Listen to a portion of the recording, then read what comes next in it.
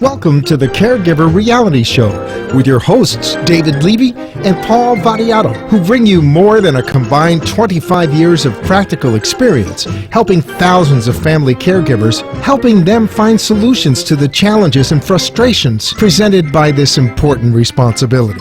So if you are in the position of caring for a spouse or a parent, a loved one who is no longer able to care for themselves, or if you know someone who is, this hour will be worth the listening. Now, let's tune in to today's edition of CareGiver Reality with your hosts, David Levy and Paul Vadiato.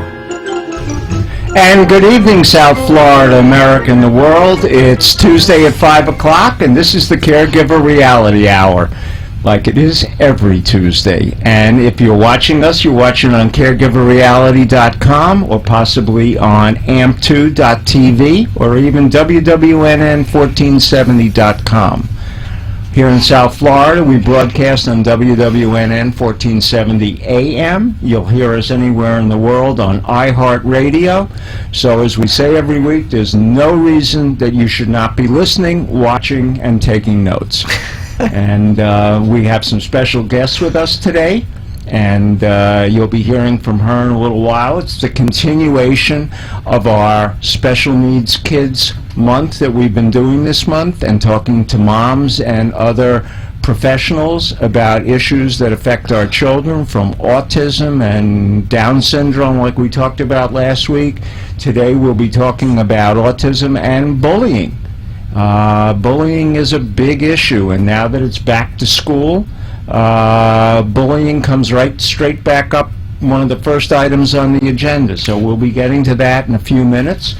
But as we do every Tuesday at a couple of minutes after 5, I turn to my co-host and I say, Paul, how was your week in caregiving? David, good afternoon to you, and good afternoon to all of our listeners. Thank you. My caregiving week, I think, is going to be under the desk this week. This has been one of those weeks that anything that will go wrong, and we just had a tough week. Yeah, I know you did. We've been back and forth to the doctors, and there wasn't a whole lot of good news coming there. I know my dear wife is just struggling with some of the procedures that she knows is coming up, and she's just having a hard time, and it translates through to the caregiver all the time. So how am I feeling? I'm stressed, I'm angry, I'm resentful, I feel guilty, and I want to hide under the desk. Okay. Welcome to the Caregiver Reality Hour, Paul. Thank you. And to Debbie, a big shout out. I know you're going through a lot, and plus you have to put up with Paul, but I really hope that things start to turn around and that this is a better week for you on the way to being a better month. And your bride, Suzette, how well, is she? It's been one of those weeks, the ups and downs of the week. One day we felt better, then the next day we didn't. We still can't seem to kickstart this gut into action, so that's been a dilemma. We went to see a doctor that she has been going to back and forth for years, who she started the Neuro Institute with, the very renowned Dr. H. Murray Todd down at the North Broward Neuro Center, and she has an essential tremor that has turned into an essential vibration. Wow. And if she stood there and held a malted milk can, she could mix it without moving. All right? I mean, that's how bad it's gotten. And so he was giving her some thoughts on how to do things, because I have now had to go. Do you remember when you were younger, there was a thing called Melmac? Melmac, yeah, yes. dinnerware. All yes. right, it was made by Mel and Mac on Long Island, and it was unbreakable, and it came in all those great colors. Well, we now have gone to a plastic service for 8, because we don't have a wine glass, a plate, a bowl left. It has all been essential tremor and worse. So we're now switching over to the polyvinyl world. And I imagine the dogs start to run when the dishes come out. Oh, are you kidding me? The dogs know that if there's something good on the plate, All they have to do is weed through the broken shards of the plate, and they have some extra food. Yeah, I I know when we were speaking during the week, you had a couple of rough days this week also. Yeah, it wasn't an easy week, and folks, I'll tell you, we're supposedly the experts in the business. We tell it to you every week, so we believe that. But I'll tell you, it's no easier for us because we are as emotionally involved with our spouses as any of you are with a loved one that you're taking care of, whether it's grandma, grandpa, mom, dad, your spouse, your child. It makes no difference. When you have emotion involved, you lose your perspective. I don't care how professional you are in your training. When it's you on that firing line, you just become, what do I do? And so even though I can advise anybody else in the world, I can't advise me. And I'm very lucky that I have Paul, because we're on the phone all the time going, what are we going to do? How am I going to handle this? And I'll tell you, it's great to be able to have another professional perspective, because while I care about he and Debbie, and he cares about Suzette and me, we can both look at each other's situation with enough detachment that we can be of help. And so, thank you, Paul. Thank you, David. And to our listeners out there, get thee to a support group. Oh, yes. A support group is the essential. Matter of fact, Paul and I were out with a good friend that's sitting here, who will remain unnamed just in case he wasn't supposed to be in South Florida today. And right after lunch, we were going back to continue our meeting, and I get a phone call from Arden Court, and it says, we have a whole bunch of people here that are and I said, I moved that group from this Tuesday to next Tuesday. Well, they didn't know it, so I had to run over and deal with a whole bunch of people whose hair was on fire, and so I apologize. 911 to the rescue. 911 to the rescue, and I must tell you, Arden Court is full.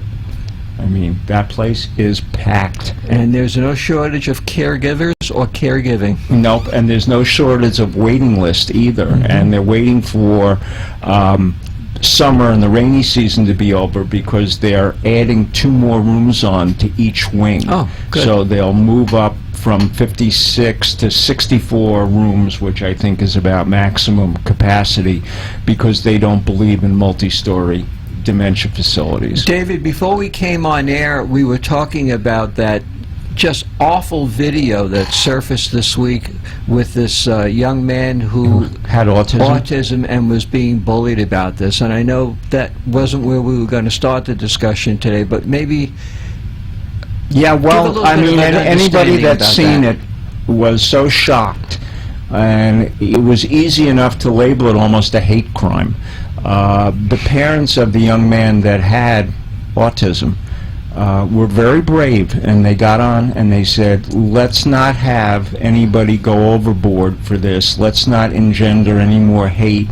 Let's not try and get even with the young man that did this. The system will deal with him, but we're not interested in revenge, and we don't want anybody doing something foolish. And I give the parents a lot of credit. Yeah, it's hard to do. I don't know if I could do that. All right. Well, it's objectivity that they had in a situation that it would have been very easy to just say, go get him for us, but they didn't. Yes, they had the self-control and the wisdom to say, what would be gained by hurting this person? He's going to suffer enough as it is through the system and what he's done. Why do we have to, physically encounter him? Well, I'm anxious to hear what our guest has to say on that when we get a little later on into the program.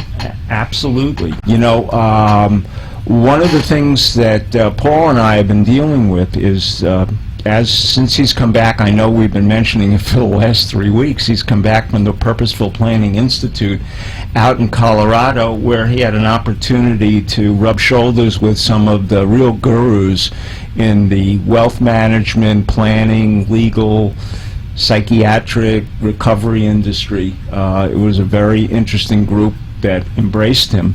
And us, you were there. Well, I Skyped. You Skyped in. Right. So to the extent that Skype puts you there, I was there, but you were there to press the flesh, so to speak.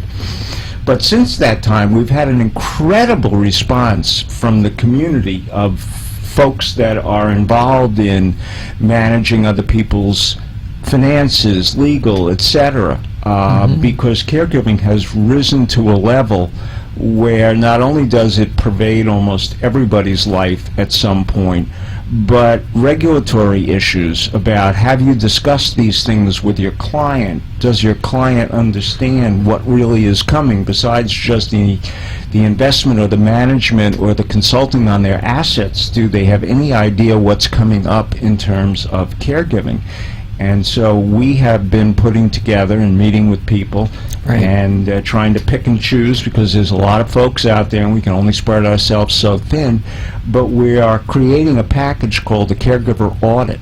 And not only is it for the benefit of the advisor to see whether they are caregiver literate in advising their clients, but then it goes on to evaluate their client from a potential caregiving situation to see whether they have as many things ready in case something happens, so that it becomes part of the planning process. I'm very excited about this because after 26 years of fighting inside the clinical arena, to now move over into an area that truly understands what it means to plan and to also take into recognition an aging world and caregiving is very refreshing. You know, it's like all of a sudden I feel good. I've stopped banging my head against the concrete wall. It's not only financial services, it's legal, it is the world of CPAs, because people are going to come in and they're going to talk about the kinds of issues that they're facing. You and I have had these discussions before. In fact, we've done case studies on these. Right. And they're going to ask, tell me, how should we approach this? And going into the future, they better have some answers. Right, because the regulatory agencies, and just a little glimmer of what's coming, you know, there's an organization called the EEOC, which is the Equal Opportunity Commission, which in every state tries to institute certain rules and regulations to prevent discrimination, similar to the Americans with Disability, and to give you an opportunity to be heard without being fired, similar to Family Medical Leave Act, Title VII, etc. But they've realized the limitations of just being the Equal Opportunity Commission. And now what they have done is they're combining with what we call the plaintiff's bar, those who litigate against organizations that are discriminating against either their own workforce or others, because it allows the EEOC with the plaintiff's bar to not only enforce EEOC rules, but to also combine statutory law, common law, family medical, Americans with Disability, and all of a sudden, as a combination, it is a very strong package. And the EEOC has kind of even taken it upon themselves to start identifying core industries that should come under scrutiny. And so I think we're going to see caregiving carried to a different level and awareness, because in this day and age it's so pervasive. To punish people for being a caregiver is as foolish as it was to punish a competent woman in the workplace because she got pregnant and had a baby. And people are staying in the workplace a lot longer. The population is aging. Certainly the caregiving issues are increasing, as is the cost of care. These are very real issues that many, many of our listeners have to address on a daily basis. And I have to tell our audience, I have found a way to get younger. And I'm selling that elixir from my Conestoga wagon. And I will be outside. Is there a snake on the Yes, there's a snake on the outside, and I will be in your neighborhood soon. If not, you can go to the website and find Elixir of Youth. No, I'm only kidding. But you know, you have to take care of everything with a little bit of kidding around. And it's 5:15, and so Paul is kind of looking at me and saying, when are we going to take a break? We won't take a break for another minute or two, but what I want to do is mention that tonight's subject, along with autism, is going to be on the subject of bullying. And so I did a little bit of homework before we got started, because we have a real expert with us and I wanted to be a little bit up to speed. And that's Elise November, who is here with us in August, and I know she's always, her whole life, been the brunt of calendar jokes, and so I couldn't resist the opportunity. Don't say it. All right. But anyway, bullying is a form of aggressive behavior that is intentional, hurtful, it's physical and psychological, and or threatening and persistent, meaning it's repeated, and there's an imbalance of strength and power in one and a weakness in the other. And it's estimated that 160,000 children miss school every day because of fear of attack and intimidation. Now, that's an incredible number. And as I did my homework, I found out that American schools harbor about 2.1 million bullies and 2.7 million of their victims. 1 in 7 students in grades K through 12 is either a bully or a victim of bullying. 15% of all school absences is directly related to fears of being bullied. 1 out of every 20 students has seen a student with a gun at school. 282,000 students are physically attacked in secondary school every month. Among students, and it's very interesting to look ahead, homicide perpetrators, those that eventually go on to kill somebody, all right, were more than twice as likely as homicide victims to have been bullied by peers. So unfortunately, if you've been bullied, the opportunity emotionally to try and get revenge later on in life with a gun in your hand or a knife or whatever the circumstances may be seems unfortunately to be a preponderant situation that appears. And I'm not going to sit and read out a lot of further statistics, but you get an idea of the breadth and depth that bullying, as we're now starting to define it and see it, is enormous. And it's not only with children. No, bullying takes place All everywhere. over.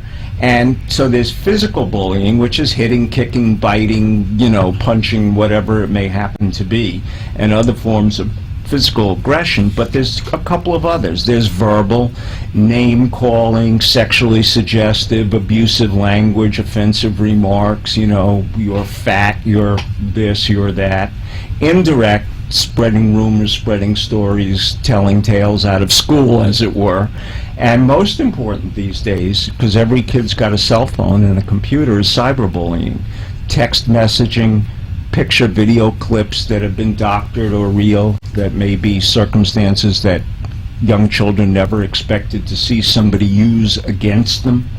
Email bullying, chat room bullying.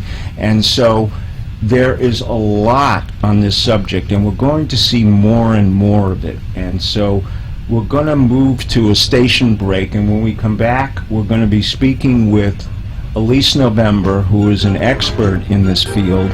She's made bullying a specialty. She has a child with autism that we're going to be talking about. So, Kenny, let's take our break. CFC support helps fund research. You can too. Each year, thousands of men and women serving their country in the U.S. military, as well as other employees of the federal government and the U.S. Postal Service, provide support for medical research to find treatments and cures for diseases.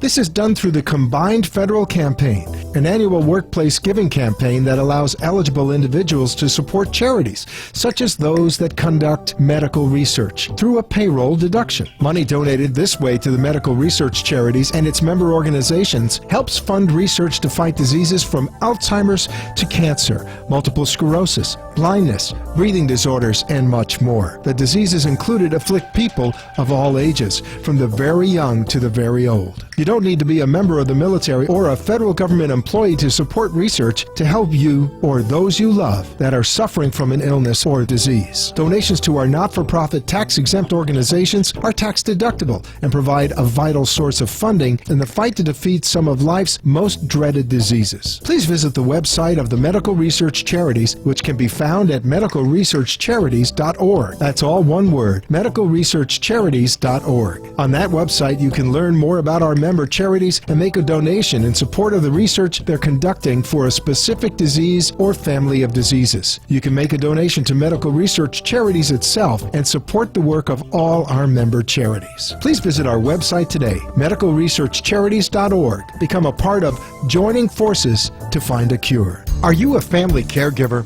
Are you taking care of a spouse or loved one who can no longer take care of himself or herself?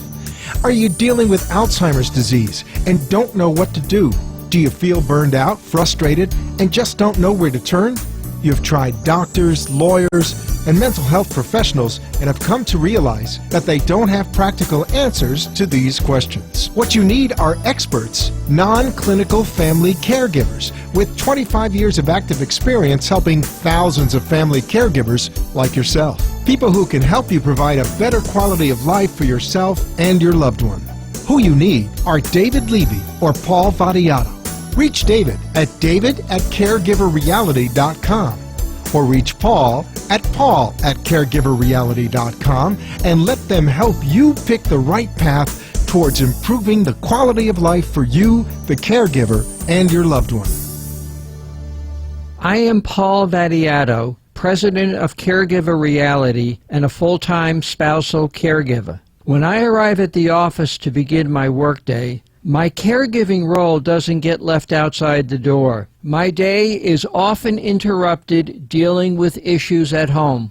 That is time not focused on my job. I am but one of the 50 million unpaid family caregivers. Caregiving in the workplace is a costly productivity issue that is only going to increase as our workforce gets older.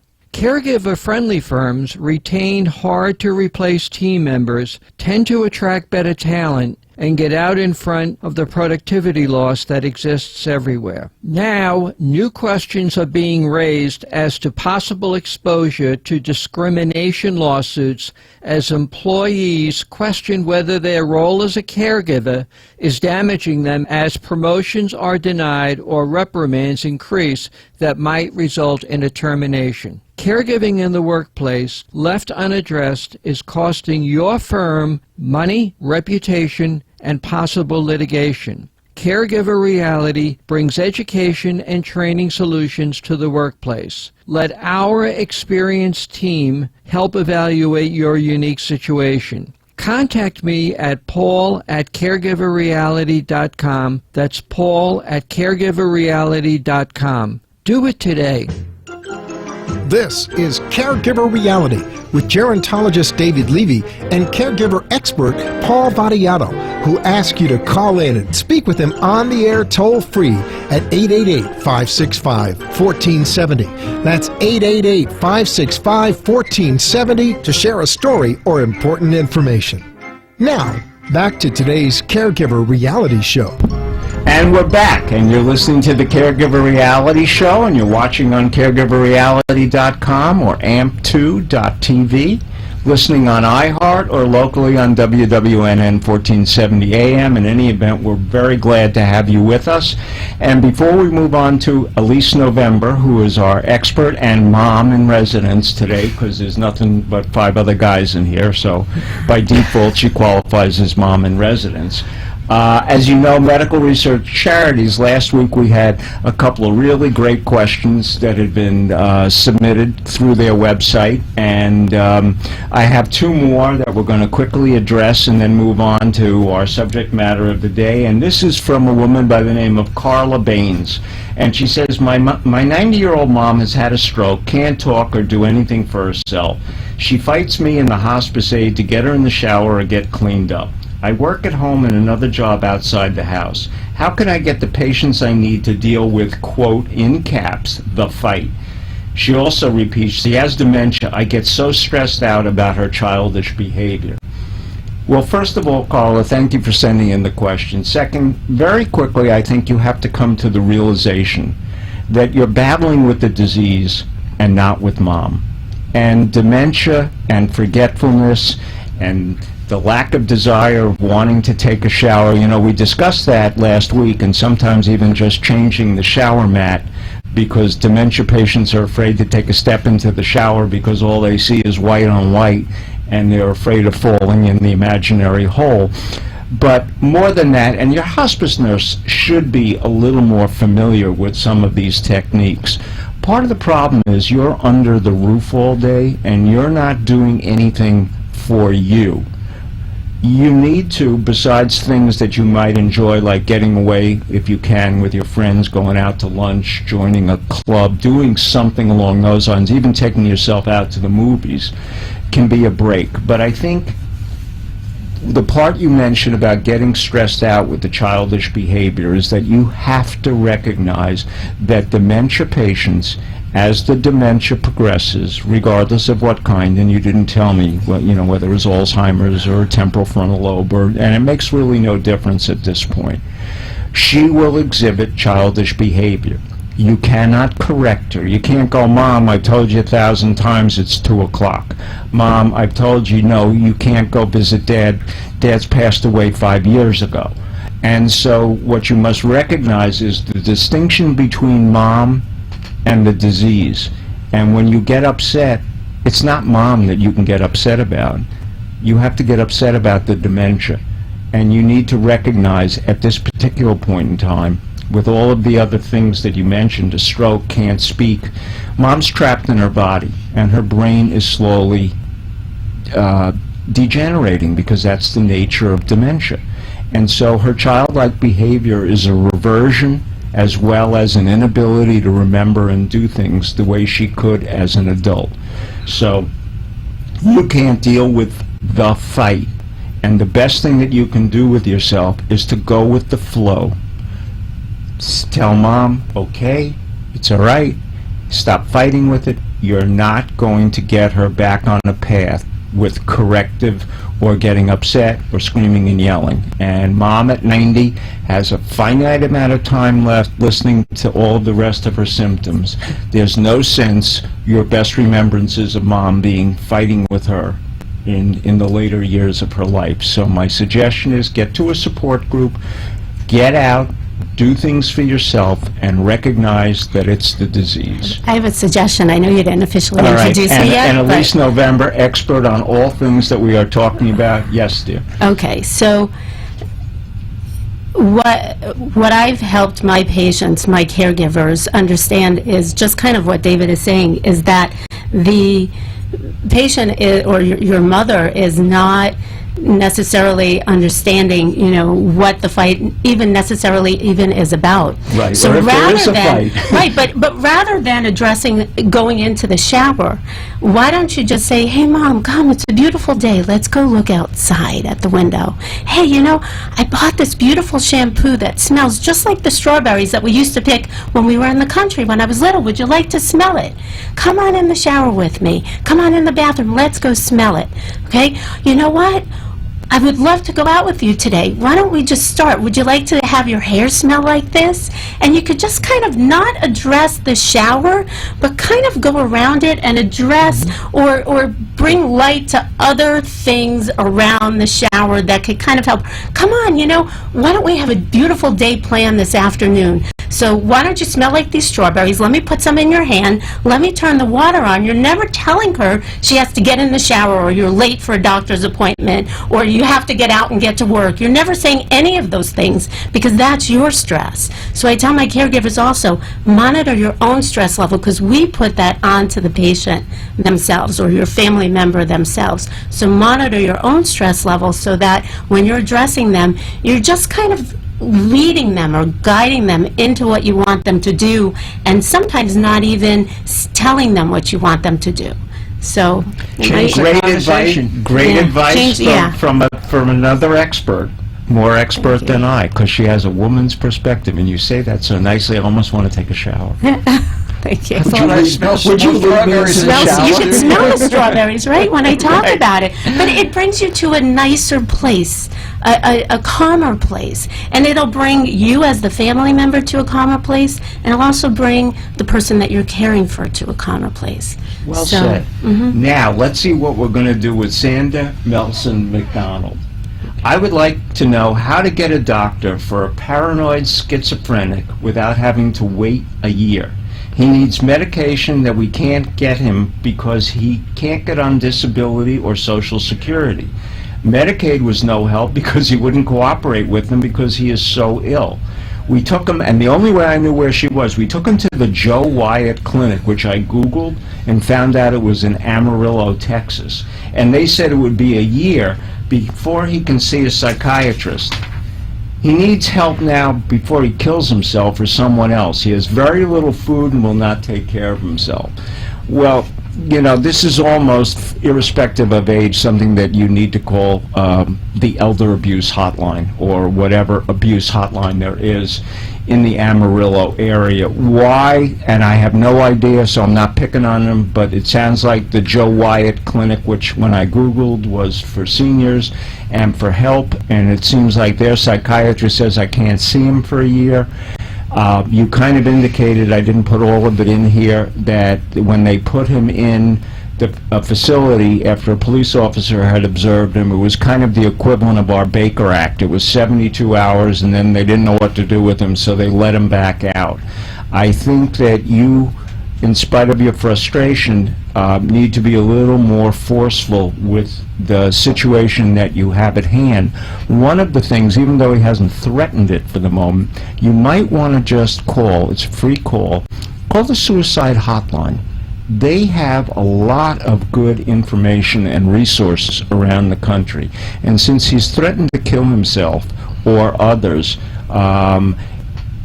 even though he can't get to see a psychiatrist, they may have a way of advancing that issue. I know that you said you took him to an ER and they gave him some medication and then kind of tossed him out the door. I don't think that the Texas care system is that intolerant of a situation this critical. And one of the others that you may want to speak to is, they're located in Houston, but you can get their 800 number, and that is the Senior Citizens Bureau. And I don't have the number in front of me, but you can get it just by an 800 number. And they are very, very good regarding resources for seniors and almost seniors. I deal with them, and they're very good, and they may be able to help you find a doctor or get into a clinic-type facility or someone that will then begin to take recognition of the fact. And if he's not eating and he's scarcely surviving, then before he becomes one of the 10 people on the side of the road, try that. Try your 211 number, try your 911 number, suicide hotline, and in Texas, the Senior Citizens Bureau. Paul? What I also would recommend is that if you have access to an attorney, you may want to speak to an attorney, particularly in one of the practices, elder law, and ask about a temporary emergency guardianship so that he will be protected by the courts from himself, and others would be protected from him. This is a critical situation. This is something that can't be just put on the back burner. You have to be very proactive before something does happen. Right. And so you've heard, Elise, have you got a further comment? I would say 911 would be my first call, because it sounds like it's kind of a passive suicide. Right. Where he's just not taking care of himself. And he has a gun. And he has a gun, and he's threatened. So I don't know. I mean, I know that when the police walk in, and if he says, "Oh no, she's lying, I never said that I was going to do any of that," they walk out and they can't do anything. And remember, so he has to kind of be active at the moment. Right, and a paranoid schizophrenic is going to make up anything. Just that two combinations of paranoid and schizophrenia is enough to scare the heck out of you. Now put a gun in their hands. All right, so I think between Paul and Elise and what I had to add, hopefully that you will be able to find some resources and do it quickly, because I don't think the consequences are anything that anybody wants on their hand, and obviously you care much about this person, and he's long overdue for help. If there's been, a therapist involved also, a therapist can Baker Act, or somebody, a professional that can Baker Act. So if there's ever been a professional involved, maybe if you call 911 and that doesn't work, to maybe contact a prior professional who has been in his life, get him there, and that person could potentially Baker Act. Good advice. And protect yourself. Yes. Right. Because you never know with somebody that has schizophrenia whether or not they will become that other person. And at that point, you need to be very cautious, because they won't recognize you as friend and potentially as foe. And now, without any further ado, all right, I want to introduce Elise November, who is not only a professional that has been in this end of the world for a long time, doing a lot of great things with people and her clients in caregiving, now in bullying. She has a child with autism. But Elise, I'm going to let you describe yourself because I can't do it justice. Okay, I'll do it. So yes, how I got involved with bullying was way back when in No. what do Tell you me want to who know? you are first. Okay, I'm a What do you chief do cook all and day bottle long? washer. I don't know. I don't know. You just turn me around, spin, and push, and that's what I'll do. That's where I'll go. But I am a licensed clinical social worker. I have a private practice in Delray Beach, working with all types of populations, from children all the way up through seniors. We deal with caregiver issues. We deal with family issues. We deal with special needs issues. A little bit of this, a little bit of that. I also, back in 2004, my son came to me and said that he was being bullied, my oldest son, and I went to the principal and I said, if I write a bullying prevention program over the summer, will you let me run it here next year? Well, Wow. Yeah. That's a big jump. that was a big jump. So I wasn't we had just kind of moved to Florida. I wasn't practicing. I left my practice in New York. And I said, why not? Because when you hear your child's being bullied, the mama claws come out. Yeah. And you're ready to go get them. Who's doing this to my Right. kid? And there's but no I said, mama clause but I in said, the contract. right. I said, if this is happening to my child, how many other children are dealing with this? So, set out on my journey. I got connected with Palm Beach County Department of Safe Schools and this one and that one. And PS, the program ran in the schools for several years. Had to take a bit of a hiatus, and fast forward to now, working with special needs kids, coming back to the bullying circuit, working with actually the senior population in bullying, which there's a lot going on there, Oh, yes. and kind of revamping what I did for the kids as well. But my focus of the program is not necessarily on bullying, although we educate about it, we train, and we teach. It's on empathy. And it's really a program of empathy training. Why? Because if I could make you feel what it feels like to be in the shoes of a bully, of the person being victim. bullied, okay, you won't do it. Unless you have some type of a disorder. But most people, I'd say 90% of the population wouldn't do it. 75% of the students that I taught in the school said that conditions were improved, that either they weren't bullying anymore or that they weren't being bullied anymore after the program ran. Right. So, And what about cyberbullying? Was it across the spectrum? I know physical bullying face-to-face, but... cyberbullying is a lot easier for children to do. Why? Because we're moving into this impersonal, disconnected, detached world where everything is done through text and through the computer, and we don't ever have to see a human being, and we could say all of these things because we all get up the courage to say things when we're not face-to-face with somebody. So it makes it very easy for people to cyberbully other people or students, mostly. Because there's not a lot of cyber empathy. No, there isn't. And you can hide behind The anonymity. of the internet. Absolutely. So yeah, and I mean, the students. I know in your statistics somewhere you have information about what they call bully side, people that are committing suicide as a result of being bullied. Yes, that was another section of this, but Children, I wanted adults, you to... elderly. I mean, up Right. and down I just all over can't the take spectrum. it anymore, Yeah. and I'm going to just step out of my life. Right, because it gets so bad. I mean, imagine going to school every day with such anxiety.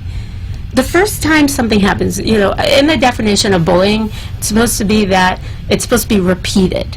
Okay? But we all know when something happens once, you feel it and you create this anxiety response of, is it going to happen again? Well, imagine every single day if it was happening over and over and over, and the horrendous things that are reported, and intimidation, and the social manipulation, and exclusion, Oh, I and imagine isolation. being on the and- wrong side of peer pressure inside of Yeah. a bullying situation in middle school or the early part of high school must be very, very difficult. Difficult, yeah. If you would, please, Elise, talk a little bit about, as the mom, what did it feel like for you when you were hearing this from your son? Like I said, your mama claws come out and you're ready, who's doing this to my child? And you only want to protect. And my son, you know, as you mentioned, he has Asperger's. He's high-functioning Asperger's. And, you know, I think that children with special needs are more, in my research that I did, they're either the victim, so they're more targeted because they're different, or they kind of overcompensate and become the bully themselves because they don't feel secure within themselves, so they lash out at others. Sometimes it's behavior that they're seeing at home that they're mimicking at school. You know, On the tube. Yep, whatever. lots of different reasons that children will. But typically, I mean, when children bully, when people bully, they feel powerful. They feel like they're in control. So when they don't have a good self-esteem, this type of behavior helps them feel like they're in control. And then other people become afraid of them, and it makes them even more powerful. Kind of like the mob effect, huh? A bit, yeah. Wow. And do you think that your son was being picked on because of the Asperger's, or was it just a coincidence? I don't think it was, you know, hey, you have Asperger's and we're going to pick on you. I think it's just because, you know, when a child with Asperger's matures socially, they mature at a bit of a slower rate. They say it's about 3 years behind. So when you're in kindergarten and first grade, everybody kind of looks the same. Everybody's playing, this one doesn't want to share, this one doesn't want to take turns. But as the children mature and grow, second grade, third grade, fourth grade, there's a bigger discrepancy in the behaviors of the child who is developing a bit slower socially to the child who's developing more typically. So then you see it more, and I guess the children, they sniff it out. They sniff out weakness. And they see that children aren't developing typically, and they're different, and they jump right in. You know, I don't know what it is, Well, but they jump isn't right it in. the fact that when you're involved in peer pressure, that everybody comes under the scrutiny of whoever is the queen bee of the moment, and if you don't meet their standards, and they are got the other kids clustered around them, and you don't fit, then you're fair game. Absolutely. Absolutely. When you brought this to the school, Elise, what was the reaction from the administration, and were they helpful to you? Well, when he was younger, it wasn't as big of an issue because I think it was in first grade, I want to say, so it was kind of contained and the teacher took care of it. But there was an incident later on in middle school where, you know, kids were like throwing clay at him and, you know, like in a different class, and that I addressed. And, you know, it depends on which school you're at. It depends on, I know you have listeners all over the country, so it kind of depends on where you are. But the best thing that I could say is that you have to keep fighting, and you have to learn to, not learn, but you have to be confident in advocating for your child and That was the knowing word that I you're was going to go to. You're Right. your child's Yes, advocate. you need to be your child's best advocate, but then the other side of it is you need to know when you're too close to the situation, like you were talking about earlier in the program, when you're too close to the situation, and you need to get another person's perspective and support to help you understand what it is, because we get so emotionally involved that we have to kind of remove that emotion in order to address the situation, so you don't not seen as a raving lunatic parent. Right, and isn't there kind of a fine line between advocating and enabling? You There know, is. where you've gone a little Yes, too far, yes. and now you're putting up a protective wall rather Right. than letting them benefit a little bit from the social interplay, notwithstanding the bullying aspect of it. Right, right. Well, there's a fine line when you're a parent, I think, of a special needs child in general of, have I pushed them too far? So taking away the bullying aspect, there's a fine line between ability and disability. And sometimes children with special needs or disabilities feel like they maybe they start to know how to work the system or how to manipulate or how to get away with certain things.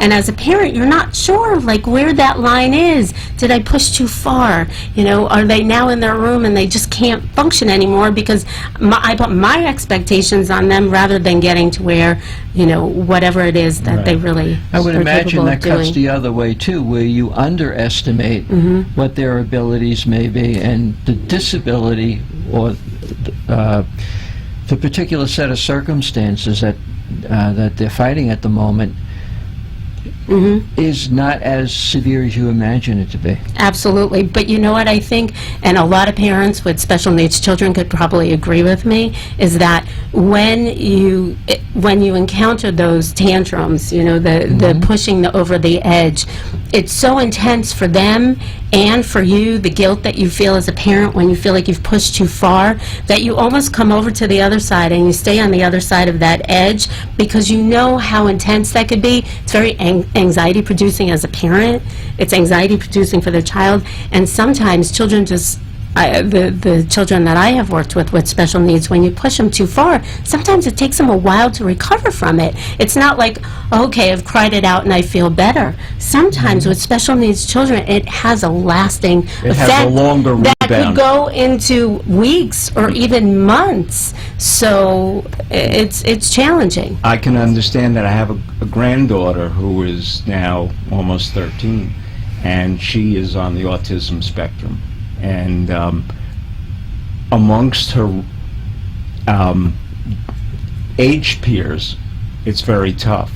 She also has become an excellent equestrian, and on the out when it comes to competing with the horses, she's an equal to everybody. Mm-hmm. But when it's at home, at school, you can just see that the peer pressure that's put on her by the other kids, especially the other girls, because she doesn't quite fit. As you said, there's a maturity lag and a socialization lag that they don't have inherent, and so therefore it makes it very difficult to compete with their peers, if that's the right word to use. And I see the fallout from that, and I see the difficulty that my daughter-in-law goes through trying, and she's a fourth grade school teacher, so I mean she's been around kids that have problems or or somewhere on the spectrum of education, forget the spectrum of autism, and it's a very seems a very tough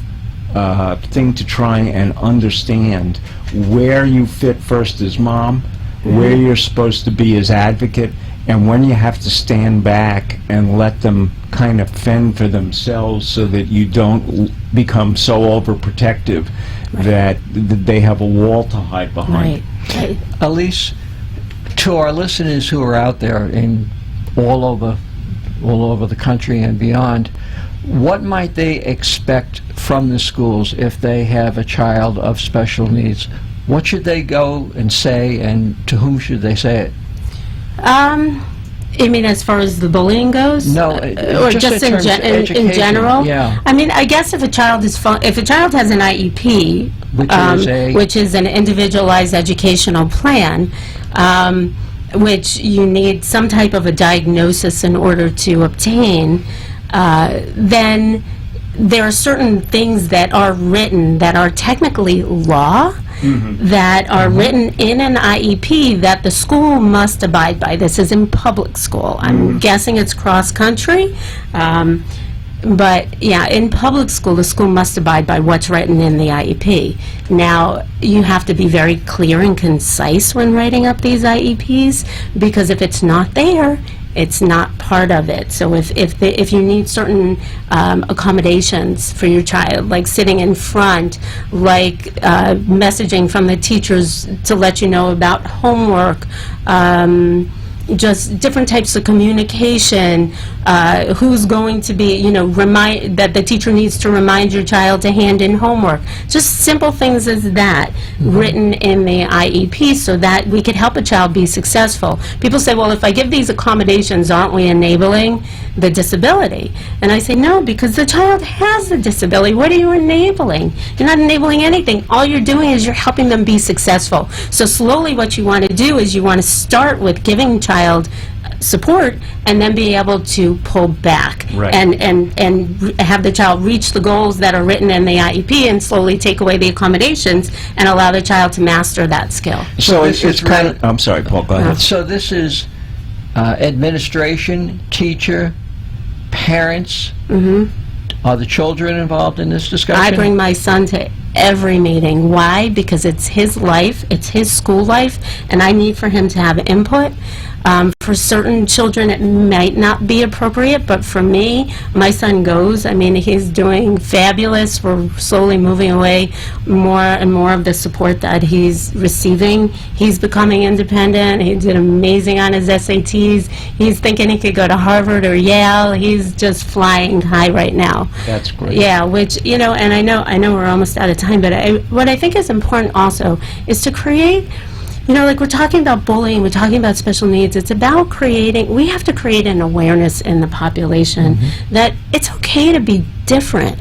You know, when I teach my bullying program, that's one of the first lessons is we're all different. And what makes your difference better or worse than somebody else's?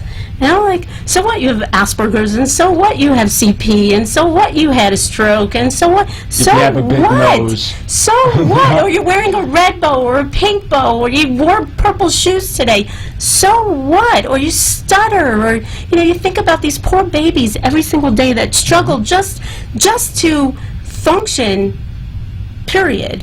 And then you add on top of it all of the social pressure that we feel, and then you say, oh my God, every single day. I mean, I think my son every single day tries to figure out what's normal to say and what's not. Imagine what your brain must go through on a daily basis to just try to figure out what's normal and what's not, what's acceptable, what's not. It's stress. So if we all just created an atmosphere of where it's just okay to be you, I mean, I think we've got But the at a problem certain right. age in the maturation process, and I'll talk about 6th, 7th, 8th, and 9th grade, you can't be different. You have to conform. I remember when I first met Paul, and he had a wart on his nose, and I wasn't sure whether I liked him. And eventually I got used to it, and now we're good friends. Well, I had the wart transplanted. Right, and right to the middle of his forehead. But you know, I understand, and it's very difficult being quote different. But if and especially when it's somebody else's standard. But if for you being teach them different. when they're little that it's okay, then when they're in 6th, 7th, and 8th grade, it's not an issue anymore because you've kind of normalized differences. So you've created this atmosphere where it's acceptable. It's almost a norm to be different. And if you teach children from when they're young just to accept other people for who they are, hopefully we'll create a population where there's not this but bullying you're really and taking diversity. it almost from the bully peer group side to say to them, it's okay for people to be different. But when you're the kid with the 3-year socialization gap, and you're trying to fit in and be one of the gang, and the gang has decided that they're going to do it their way because they haven't had the Elise November anti-bullying program, or you know, whatever we want to call it, then you still have that same imbalance, as it were, because intuitively the bully doesn't recognize, or the peer group doesn't always recognize, in trying to create a standard that they all look alike, like a bunch of Barbie dolls, all right, and you don't fit, so you're not a part of us, is a very difficult thing in the puberty growth maturation process to try and accommodate with all the other things that are going on in their brain. Yeah, well, actually, I don't have my research with me, but there are studies Recall that, it. yeah, there are studies that show that the teenage brain, or when children start to develop and enter into puberty, that there's a chemical that kind of takes over the brain. It's almost like, I guess, equating it to a woman with PMS or PMS rage, or you know, where you almost can't control emotion, some type of a hormonal imbalance that causes the brain just to not function Right. with empathy. Right, and besides the fact, a 17-year-old brain, we know, is not a mature brain to begin with, and still needs another 3-4 more years before, I guess, from a psychological or psychiatric perspective, we would consider them to be, quote, adults. So I think the whole hormonal platform of maturation, as well as how it affects your brain as well as your body, you know, like, who am I today? Right. Can make that problem very difficult. Elise, as we're getting ready to wrap up, I know you're in private practice. You mentioned that earlier. How can our listeners get in touch with you? How can they learn more about what it is that you do? Well, we're on the web. Where the web address is www.differentlikeme.com. And Repeat that, please. differentlikeme.com. Okay. That's the name of the company. And if they want to call you? Call is 561-270-2280. 270-2280. Yes. And they will get Elise on the phone? Or They will get my secretary on the phone, and my they'll get a call secretary back will... from you. Absolutely, 100%. And that's area code 561 for those that are away from the South Florida area. Right, but want to have the benefit of one of the real Experts. knowledge leaders and experts in this field. And so don't be afraid to call. Don't be afraid to engage her on the website. I've known Elise for a long time. She's phenomenal. She's and the best. That's what this Yeah. is all Thank you. about. Thank you so Absolutely. much for having me. Oh, I it's really been our appreciate pleasure, it. and I think you've been very illuminating. You've certainly put a perspective on the problem, both as a mom and a professional. And I thank you so much for being a guest. Thank you. All right, and as we wrap up, South Florida, America, and the world, you've been listening to the Caregiver Reality Hour. We're bringing you things you won't hear anywhere else. And as we do every Tuesday at this time, have a great evening. And Paul? Caregivers, have a great week and take care of yourselves first. Thank you for listening. Thanks for joining us for this week's Caregiver Reality Show. Each week, David Levy, a gerontologist, and Paul Vadiato, a caregiver expert with a combined over 25 years of experience providing practical and realistic help to caregivers struggling to keep up with the needs of a loved one who are unable to care for himself or herself. To reach David Levy, email him at david@caregiverreality.com, or to reach Paul Vadiato, email paul@caregiverreality.com. And find out more online. Just go to caregiverreality.com. See you next week for another exciting show of Caregiver Reality.